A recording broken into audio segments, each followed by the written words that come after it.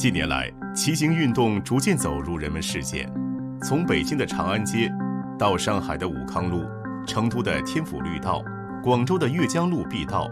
厦门的环岛路，成千上万辆休闲自行车、公路自行车，俨然成了一道流动的风景线。而各种各样的自行车也成了很多骑行爱好者们的时尚单品。本期节目对话厦门银贝斯体育用品有限公司董事长蔡正昌，一起感受国货骑行自行车品牌的成长之路。亲爱的朋友们，大家好，欢迎收看这期节目。100多年前，有文人曾经用前后勾连两车轮，不须手挽踏帮尘这句打油诗来形容当时出现的新奇珍贵且稀有的物件自行车。如今自行车市场今时不同往日，自行车不仅仅是代步的工具，而且作为一种健身器材重新出现在大众面前。如今国内的自行车品牌如何突出重围？今天我们现场请到的这位嘉宾也在不断地思考这一问题。对此他有哪些想法呢？我们一起来聊一聊。欢迎来自厦门银贝斯体育用品有限公司的董事长蔡正昌先生。蔡总你好。主持人您好，观众朋友大家好。蔡正昌毕业于辽宁科技大学，现为厦门 EMBA 在读研究生，于2008年创办了厦门银贝斯体育用品公司。历经15载的努力耕耘，银贝斯在国内外的公路车领域中争得了一席之地。他带领着银贝斯在研发与创新的道路上不断披荆斩棘，突破自我，致力于为消费者带来更优质的产品及服务，让银贝斯进一步走出国门，成为让国人骄傲的公路车民族品牌。哎呀，骑行小时候离不开自行车，是的呢。长大就开始开车了之后，又好像离开自行车有一段时间，然后共享单车出现之后又开始骑车，但现在骑行文化又有了新的转变。对，这是我们爱不释手的一种健身的工具了。是的，您给大家捋一捋。骑行文化里面，当然它有文化的这个内核因为一项文化里面能够吸引这么多人呢，肯定是有它内在的内核。当然，骑行里面最有魅力的应该是第一呢，它是自由当我们在这个城市里面生活然后可能每天会面对各种的这种的压力，但是我们骑上自行车的那一刻呢，我们可能奔驰在这个乡间田野，然后我们感觉自己的灵魂我们自己的身心都得到很大的这个解放这是第一点的这个魅力。第二点呢，是自行车传递了这个友爱其实当你在路边骑车的时候，然后可能您都不认识他，然后你跟他可以轻松的说 hi say hello 都是没有问题的甚至来说，自行车它可以穿越这个国界然后不同肤色的这个不同种族的这个人们嘛，骑上自行车就可以在聊自行车的这个故事，聊自行车的这个发生的里面的各种的这个传奇也好，对。然后自行车文化其实最后一点呢，它其实是有很强的这种的挑战比如说我们可能一开始骑行的时候呢，可能只能骑5公里、10公里到后面呢，可能我们不断的在往50公里甚至100公里来挑战。其实我告诉您上个礼拜我刚刚挑战了咱们北京的这个妙峰山22公里我就骑上去了。妙峰山我爬过真的吗？我爬过。OK。然后您是骑上去的吗？那怎么骑上去呢？全程就这么骑上去。对，这是上山的过程，而且那个我知道不平坦的。对。您怎么骑呢？当然首先可能我们平常有做一些这个训练嘛，然后整个的难度对我们来说还好，没有特别大的这个难度然后最近呢，我们又在设定了更疯狂的计划，所以下个月呢，我想去骑行西藏，然后可能1400公里。所以您看这个自行车里面，就是说它可以带给我们这个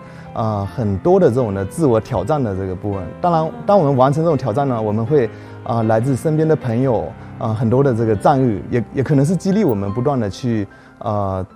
挑战下一个目标的动力吧。从这个文化内核之外呢，其实大家可以看到国内这个骑车的人是越来越多，因为北京呢去年疫情下呢可是一车难求对。然后身边想骑行的朋友们是越来越多然后包括整个的中国的这个骑行的环境也是越来越友好的。因为我们是来自厦门所以现在我们可以看到，哎呀，厦门骑车得多舒服啊！太美的一座城市了。对，因为厦门有我们的美丽的环岛路可以说是这个骑行的天堂。也未来也希望这个朱迅老师可以来厦门来参加我们这个厦门的环岛的这个骑行。对，然后现在很多的这个政府在修这个公路的时候旁边一定会留出一个这个自行车道。那这样子对我们城市呢是对这个自行车越来越友好。然后像成都，它其实修了一条这个环城的绿道，然后直接带火了这个整个成都的这个骑行所以您看这个自行车在这个我们国内的这个发展是蓬勃的在发展。我跟你说，就我为什么对您的话题特别感兴趣，因为我自己也是特别喜欢户外运动，因为但我们是靠脚掌去丈量土地，就是跑步。但骑行是我觉得就是能够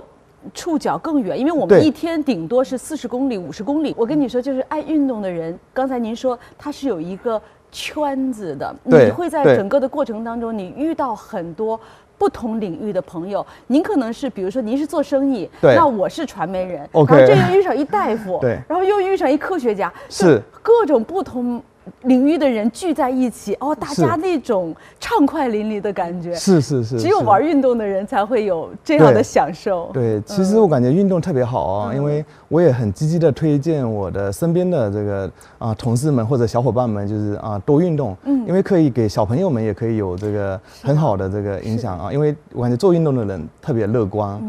你看。对，做运动的人特别乐观，就真的是这样。你做完运动不是靠别人夸你，你觉得特别嘚瑟，不是的，他是你会对着镜子看着自己，你说觉得我今天好棒，对，我今天赢了。对，你赢的那个人是自我的惰性和傲慢。对，有的时候你在自然当中，无论是跑步还是骑行，是的，你会压住自己内心的傲慢，你会敬畏自然对，不管你是骑行、跑步还是做什么户外运动，我真的向大家推荐户外运动。是的，是的，不光是在健身房，但是健身房你有完成自己身体体能的一些训练，但是户外运动在阳光下的运动是没有其他的运动方式所替代的。银贝斯有几大品牌的布局？给大家介绍一下吧。目前我们已经有6个的这个品牌，然后呢，银贝斯是这个车架的跟整车的一个品牌，然后有一个这个子品牌叫轮您知道我们为什么要爆款为什么要取这个名字叫轮吗？车轮的轮吗？对，因为我们的 logo 直接是轮的拼音LUN 来加一撇然后我现在做了一件事情是让很多老外来学中文因为他看到这个 logo 就可以读着我们中国的轮对。然后其他我们也有一些其他的一些品牌，比如说有这个做3D 的轮组的这个品牌其实每个品牌呢它都有一个对标，比如说我要更好的去服务这个客群因为在当下这个竞争非常激烈的一个时代一个品牌去覆盖很多的这个用户群，覆盖很多的品类就显得有点困难，所以我们会有这个一些品牌的矩阵然后来去满足我们客户。是这样子。轮是爆款是吧？对。为什么轮成为爆款了？你觉得？对，其实我们用15年的时间打造了这个银贝斯品牌，但是我们轮呢只用短短的3年时间，然后在海外呢就取得了很好的这个成绩，并且成为国外也是比较知名的一个自行车的一个轮组品牌。但在这里面有一个这个爆款的这个打造的一个思维因为早期我们可能是这个产品思维，比如说我们在这个关起门来就在研发室里面就做各种产品那么现在的话，我们更多的是这种的营销的思维的牵引比如说我们在做一个产品之前呢，我们会先调研用户的需求然后另外呢也会去做这个竞品的这个对比这样子做出来的产品呢，可能就不会这个叫好不叫座对。我看到一个比较专业的，我不是很懂在你的资料当中叫碳辐条轮组，这是轮的一个秘密武器对今天可能要跟您这个普及一下这个碳纤维辐条因为其实轮组它是由3个这个部件组成的第一个是这个中间的轱辘我们叫花鼓然后外面的一个圆的这个叫轮圈，它其实连接这个花鼓跟轮圈呢就叫辐条因为早期的这个辐条呢都是用这种钢铁的材质来做的那现在最新的这个技术呢，已经把它用这个碳纤维来做轻是吗？对，特别轻金属是有这个延展性的啊，那你碳纤维呢，在这个延展性上就是没有很多的延展性，所以呢，您骑行的时候，特别爬坡起一脚是一脚，可能就是因为力量不会被吸收所以就是爬坡还能带风这种感觉。因为我没有办法想象，因为我也做户外越野，所以我在这么陡峭的山壁上，自行车我估计我只能推着上来，我推都不一定能推上来，因为我有的地方我都得手脚并用的往上爬。对。你怎么能骑着自行车往上爬呢？你刚才一说妙峰山，我就在想象，我说我怎么能骑车去妙峰山？当然，首先我们这个竞赛自行车都是带变速的我们有这个不同的路段呢，我们可以调节不同的这个齿轮比就是可以来适应这种的这个路况。对。那你会不会也面对像我这样的小白，或者说面对更多感兴趣但是没有摄入的这些小白们，做一些就是相应我们好进入的产品？对，其实我感觉自行车现在的普及呢，有一个比较大的一个挑战，就是说大家感觉它很专业。比如说骑个车的时候，不知道要选什么车，对然后感觉装备都很专业，是然后就有一定的这个心理上的这个距离。首先，这个对小白用户来说呢，选择一个这个自行车的话，首先可能要选择一家品牌，因为其实品牌它背后的话还是有很多的这个支撑，比如它的品质系统，然后它的这个研发的这个考量都是很强的这种的品牌在后面做支撑，这是一点。另外一个就是说，因为骑车是为了这个快乐嘛，为了玩嘛。所以这个第一辆车呢，就是选一台让自己这个身体比较舒服的一辆车子我可以举个例子比如说它的坐垫可能材质可以软一点，然后它的轮胎呢可以稍微大一点，特别是公路车，您看在路上那个奔跑的公路车，其实它的轮胎特别细那这样子就对新入门的这个稳定性呢，可能就有一定的操控的这个难度。它细会不会比较颠？细的话，因为颠不颠可能要看它打气打得饱不饱。比如说我们在平路的时候呢，会把这个气呢打得比较饱，然后我们在下坡的时候呢，要把它换掉一点气您知道为什么？因为放掉一点气之后呢，它抓地力就更好。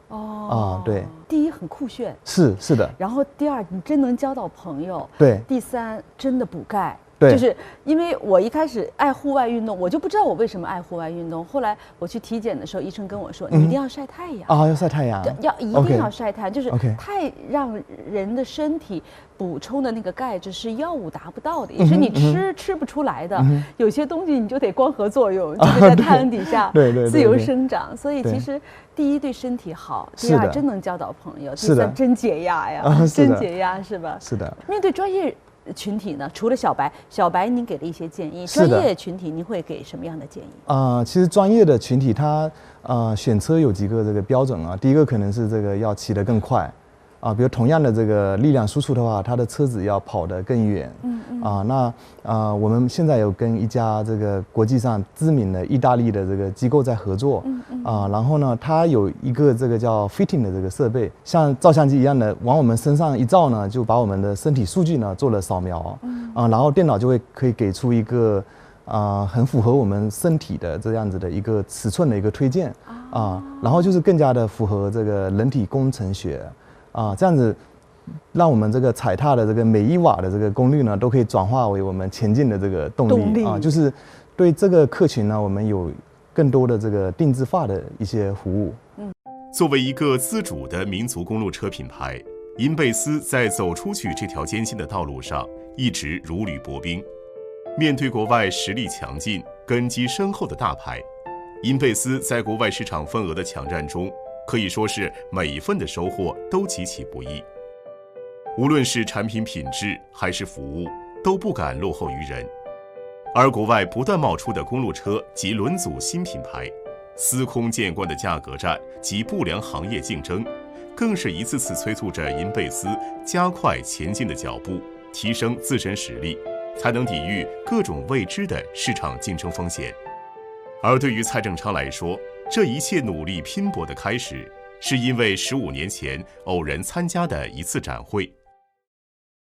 你是怎么爱上这个骑行的？看着你好像文质彬彬的那种感觉，原来你是一个运动健将。其实以前我在读初中、高中的时候，我特别的不会运动然后现在可能我也骑车，然后我也滑雪，我也游泳，是一个运动达人运动达人。对。因为接触自行车呢也是15年前啊，因为到目前为止我们品牌已经有15年的历史啊。因为15年前呢，一开始我是很喜欢这个外贸，然后我就在08年呢就去参加了一个德国的这个展会啊，然后呢我们去发现展会上没有找不到一个这个中国的这个自行车品牌，然后我看老外的这个展会都好高大上哦，然后那个时候我就萌发了一个这个想法，我们感觉应该回国来做一个中国人自己的这个竞赛自行车品牌啊，所以我们是中国第一家的这个竞赛自行车品牌。哦，中国第一家竞赛类的自行车品牌。我们小时候对自行车的品牌，就像凤凰、永久、什么飞鸽牌自行车是有吧？对。然后它那个属于我们代步工具类的自行车，但这个是竞赛类的或者健身类的这种自行车，又是另外一类的。对，其实我感觉像我们的永久啊，然后凤凰啊，都是我们感觉一代人的这个记忆啊。对，因为提到这个老前辈们的这个自行车前辈，也算是我的前辈吧。我感觉特别的充满了这种的敬畏之心啊，因为时代的标志。对。然后当时还有个这个插曲啊，我去08年去这个欧展的时候一个人这个背着300本图册，然后拿着好几箱的自行车，航空公司还罚了我好几千块的钱对但是现在回想这个15年一路走过来今天能够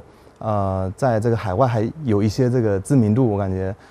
也是很欣慰的一件事情。在海外有知名度。对，因为您给我们介绍一下这个布局。我们的大部分的这个企业呢，在国外都是代工，所以自主品牌就特别的少另外一个就是如果不是一个品牌的话，它很难进入到这个欧美的这个线下渠道因为它的这个利润空间不足以支撑它去到了这个线下门店去所以银贝斯是属于这个自行车品类大件里面可能是第一家进入到美国、欧洲甚至日本这样子的市场的一家这个品牌。对。哇，那真的好棒啊！因为在我们印象当中，骑行的自行车的竞赛类的这种自行车的品牌，可能国外的品牌是的。我不知道这么说应该不应该，就是可能是的发展的更早一点，对，占据的市场份额更大一点，对。但是现在中国的自主品牌已经起来了。是的因为这是个很可喜的一个画面嘛因为其实自行车最早的时候，可能100年前可能是意大利它就有很多的这个手工的一些品牌就是出现在意大利然后在欧洲呢，其实也有很强的这个自行车的赛事可能大家比较耳熟能详的，像法自行车赛，对基本是这个世界级的然后呢。到了美国，它就发展了这个3D 自行车因为欧洲人还是比较绅士，所以这个公路自行车在欧洲比较盛行那美国呢是把这个3D 这个自行车发展起来。可能您有时候会看一些这种的极限的这个越野赛比如说在我们国家举办的这个天门山的这个速降赛那看起来是非常的刺激我倒想知道中国的自主品牌是怎么走出这条突围之路的？您这一路是怎么走过来的？那我感觉有一点是最近有这个跨境电商的这个兴起然后呢，让我们有一个机会呢，可以直接的这个面向国外的这个消费者，然后我们可以在第一现场可以听到这个消费者的这个声音所以我感觉中国品牌的一个突围呢，其实以前可能我们会跟在这个大牌的后面，但现在呢，我的一个建议呢，是可以更加跟紧在这个消费者需求的后面然后早期的这个品牌出海呢，可能要从这个 B 端到 C 端比如说咱们得通过国外的进口商，然后国外的车店，然后才能到达消费者。那现在我们的一个做法是从这个 C 端到 B 端我们直接通过我们的这个网络直接卖给了这个 C 端的这个用户然后这样子的话，我们可以绕过很多的这种的传统的这些渠道这是我们的一个很重要的一个创新然后第二点呢，就是说品牌的营销的牵引因为早期我们很容易这个做一个产品，然后我们就贴一个 logo， 然后我们就拿出来卖。但其实现在更重要的是说要有品牌的这个定位，然后有品牌的调性，然后有品牌的内容，然后有了这些东西呢，我们的 C 端消费者呢就会很喜欢我们然后买我们的产品，然后呢，这个店家们他们看到这么多的这个 C 端用户在用我们，然后他们就会过来找我们说，能不能成为我们的代理？然后逐步的我们就拓展了，现在在全球我们拓展了1500家的这个线下的这个渠道。1500家，全球。对，我们在中国有300家左右的车店，其他的1200家呢是分布在这个全球各地的。15年前我感觉我们在日本生活的时候，我们就想有一天如果我们能够把这个自行车也带到这个日本进来因为那个时候更多的是做一些这个日本品牌的代工，当时就有这样子的一个梦想，对吧？那今天其实时间过了也很快，过了15年目前我们再到这个日本市场的时候，我们已经是在轮组这个品类里面我们在日本已经是这个主流品牌对，轮组的对，碳纤维轮组在日本已经是一个很主流的一个品牌对。因为我感觉在日本，其实有时候我们能够看到这个中国的这品牌比如说一些航空公司一些国内耳熟能详的电子产品的品牌，我们就有一份这种的我们的国人的自豪感嘛然后我感觉其实因为自行车是比较小众嘛大家没有关注到，但是我感觉银贝斯作为这样子的在日本能够代表中国的一个这个品牌我感觉也是充满了这个自豪对。所以现在的布局是国内国外是的同步进行。是的而且其实我觉得可以互相促进对相互促进对国外的服务对品质的要求，其实也带动了整个在中国行业的这种提升是的因为首先我感觉我们在国外能够把品牌宣传起来对国内也是一个背书是的另外一个作为一个这个中国的本土品牌呢，我们是用这个闽南的一些那个红砖的一些图案，红砖嘛闽南有您如果去闽南可以看到这个很多的墙地都是有一些这个一些红砖然后上面就有一些类似的这个双喜这样子的一些图案，然后我们的这个品牌设计师呢就把它用在我们的这个整个产品的这个风格里面。在骑行上面用上中国元素，对那其实我设计酷了，可酷了呢。对。我一直觉得中国传统文化有太多真的极具美感的东西，极具美感。对无论是京剧对中国结，但是你用好了，对，大俗即大雅，有的时候对我觉得会成为新的一种时尚的潮流。对。其实我感觉整个中国的文化是非常博大精深的。是吗？其实有时候当我们苦恼于这个去找怎样的这个内涵的时候不妨看一看我们身边的这个中国的这个一些元素因为其实现在整个中国的品牌就是也一直在崛起。是的所以国潮在崛起。然后我感觉东方的这个美其实也是很震撼的。中国是浪漫。对，中国是浪漫。东方的美学。博大的一个基因库，中国传统文化，你在那儿摘一朵小花，用在自己的设计当中，就会受益无穷。但是一定要打上这个时代的印记。对。如果照搬原样，完全就是学古不拟古这个其实很重要。其实我觉得一个人能干成一件事，您说干了15年，干成了这件事，对，一定是他做对了这几件事情。你现在回头看看这15年一路走过来的历程当中，你做对了哪几件事？首先我感觉可能在2008年的时候，我们就提出了这个做一个品牌因为当时的背景呢，还是更多的是一个代工的一个这个时代背景，挣快钱挣快钱对。然后那个我感觉是一个我们的一个起点。对，然后因为早期我们在国内做这个银贝斯品牌，打磨这个品牌，在国外我们还是做给老外代工的，然后10年之后呢，2018年的时候，然后我们就在思考我们品牌应该出海，所以从那个时候开始呢，我们就做了这个品牌的这个全球化的一个布局，然后把代工的生意呢逐步就给它放一边了就给它放一放对。然后你也看到，就是在2018年之后，然后在国外就比较能看到我们的这个身影比如说我们的这个轮的子品牌，直接在3年的时间里面直接成为这个行业里面这个很可喜的一个存在，是这样子的。对另外一个就是当我们在创业的时候其实很多的这个草根创业也好吧，它是很缺少这个指导的那我们在2019年呢，也引入了我们这个战略顾问其实给了我们整个的这个商业上的这个智慧包括这个商业逻辑包括我们这个整个的营销策略包括一整套的这个打法所以我还是很建议就是特别是中小企业的这个企业家朋友们可以这个适当的去引入一些这种的高维的一些这个战略顾问到我们企业进来，借一些大脑对，